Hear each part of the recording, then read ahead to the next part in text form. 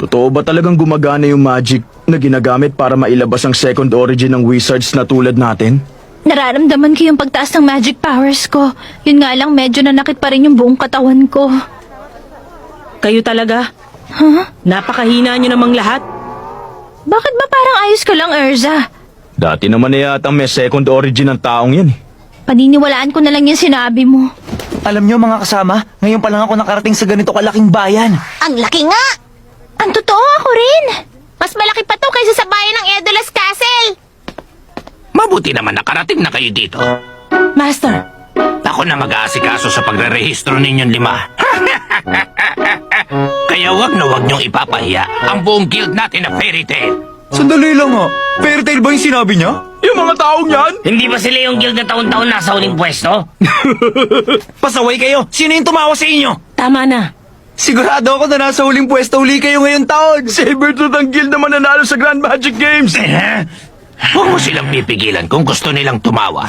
Hindi ko na rin pipigilan ang tawa ko! Pwede ba? Huwag kami tatawanan dyan! Makinig kayo, merong 3 milyong jewel. Ibig kong sabihin, pag-usayan nyo para tayo maging pinakamagaling na guild sa buong Fiore. Sa mga nangyayari ngayon, hindi natin pwedeng harapin ang unang master na nagligtas sa mga buhay natin. Sige. Ang totoo niyan, bukas nagaganapin ang kompetisyon. Pero hindi ko pa rin alam kung ano mangyayari. Walang alam, pero ilang taon nang sumasali ang guild ah. Taon-taon nagbabago ang kompetisyon. Karga ko! Parang nung minsan na nagkaroon sila ng shooting contest pero hindi kami nakasali. Sayang nga eh. Nagkaroon sila ng karera dati pero hindi naman ako nakasali! Ang grupong may pinakamataas sa pinagsama-samang punto sa laban ng panalo. Sinubukan kong basahin yung mga nakaraang record nila. Pero makakaiba ang mga naging kompetisyon nila. Eh di, harapin natin kung anong mangyayari. Sana lang talaga isa yung laban. Kada taon tuwing ginaganap ang palaro, may kakaibang mahika kaming nararamdaman. Kakaibang mahika. Kakaibang kompetisyon. Ersa! Bibigyan kita ng hanggang bukas para basahin ang buong rulebook na yan. Ang buong rulebook na to? Unang bahala! Gagamit ako ng wind reading glasses para dyan. Palagi ka talagang handa. Tatlo sa mga nabanggit dito ang dapat tandaan at isaalang-alang. Ang una, hindi pinapayagan ang pagsali ng guildmaster sa kompetisyon. Sa palagay ko, tama lang yun. Ituturing na spectator ang taong walang guild emblem at hindi siya makakasali pa sa laban. Dapat lang naman alam niya ng lahat. At para naman mapanatilang pagiging pribado ng bawat patakaran, ipapaalam lang ang mga yon bago magsimula ang bawat laban. Wala rin palang may tutulong ang librong yan. Teka, may babala sa dulo nito. Kailangan makabalik ang lahat ng kalahok sa tinakdang tutuluyan nila bago maghating gabi. Ano? Hating gabi? Kailan yun? Ngayong hating gabi yung tinutukoy dyan, tama? Kailangan makabalik bago maghating gabi? Parang kwento lang yun ng prinsesa na may glass slippers ah. Paano niya nasasabi ang ganun karomantikong mga salita nang wala si Shukya sa tabi niya? Mahal ko, prinsipe! Eh di kung gano'n, marami pa tayong oras para mamasyal dito. Minsan lang tayo makakabisita sa ganito kalaking bayan, kaya mamasyal na tayo. Tayo na!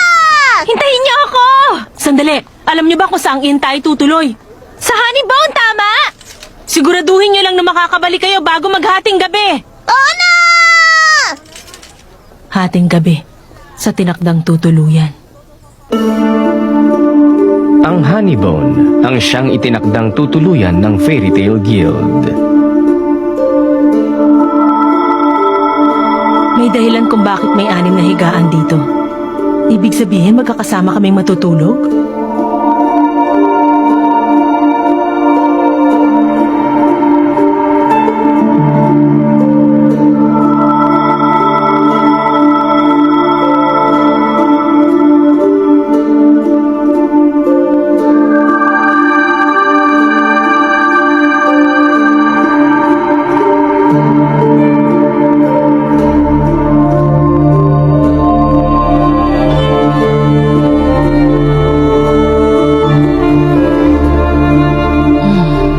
Wala akong makitang kahina-hinala dito pero...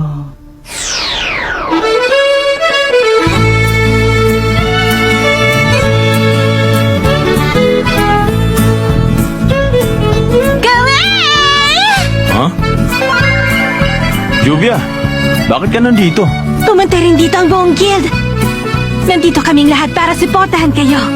Ang mga yun talaga, walang magawa sa buhay. Gray? Gusto mo bang maghapunan kasama ko? Bigla akong nagutom pagkasabi mo niyan.